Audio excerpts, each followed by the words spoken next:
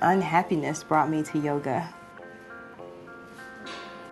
Well, you know, it winds up that at this point I feel like I was searching for yoga my whole life, and I didn't find it until really late in life.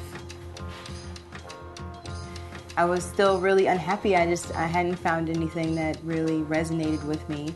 And one day I was at a friend's house lamenting over a broken relationship. And she was, you know, really patient, and she sat there and like let me wallow in self-pity and listen to me talk. And then she's like, okay, well, it's time for my yoga class, so you can come with, or, you know, you can go, but I'm going to yoga. And it was funny, so I was like, well, I guess I'll come with you. So she loaned me some clothes, and I went to Michael McAvoy's beginner yoga class at Moksha. So he was my first yoga teacher. I mean, he was like really tough, you know, but I loved the challenge, and afterwards I forgot that I was even sad. I couldn't even remember what I was upset about before.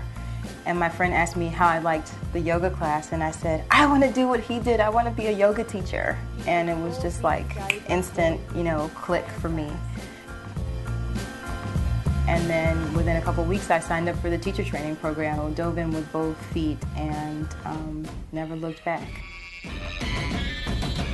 People kept telling me that I should do Ashtanga, that I had the perfect body for Ashtanga, that my body was built for Ashtanga and stuff like this. And I was just curious, like, what do they mean, you know? And like, what is this thing?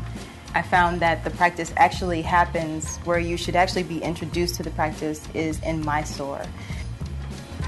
While lead classes are great, and you know it's fun to practice in a big group like that and to follow the rhythm and to hear the Sanskrit count, and it's very engaging. But Mysore is where you really get to know the practice.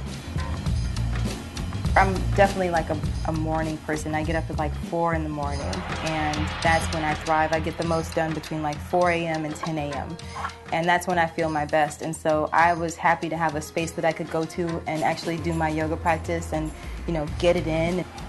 Because it is my personal practice, it feels like the most authentic thing I can offer. And everything else, anything else that I were to teach would feel inauthentic.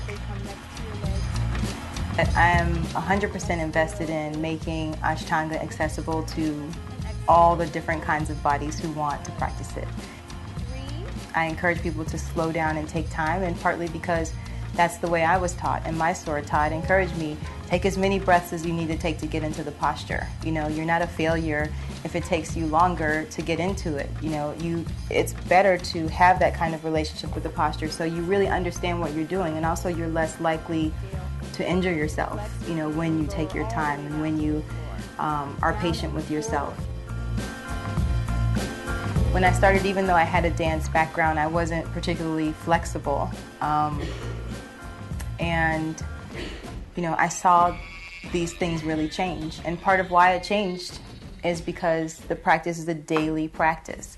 So anything that you do 6 days a week is gonna, you know, give you some results.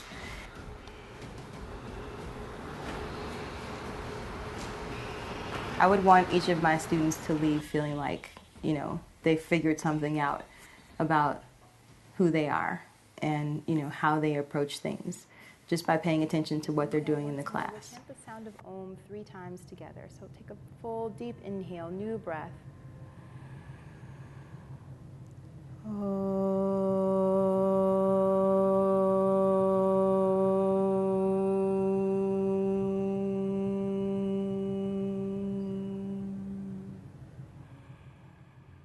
Yeah, so my business is called Haji Couture. I have a big giant sign. I went to school for fashion design, and I love to dance, and so I would go out dancing all the time. I always felt like, you know, if I was going out dancing, I should have something that I made that I could wear, because people always, you know, you meet people and they say, what do you do? I'm a designer. Oh, did you make that? And if you're not wearing it, it's like, you know.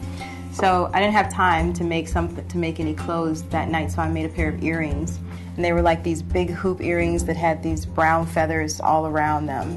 Within that first year, it wound up in Elle magazine, and I was featured on the Today Show, interviewed by Al Roker to talk about the jewelry line, and I got into Henry Bendel in New York on Fifth Avenue. It was like that's where the line debuted, and you know, it was in Italian Vogue. Like crazy things were happening, you know. So it just seemed like what I was supposed to be doing, and there was this momentum that I just kind of went with.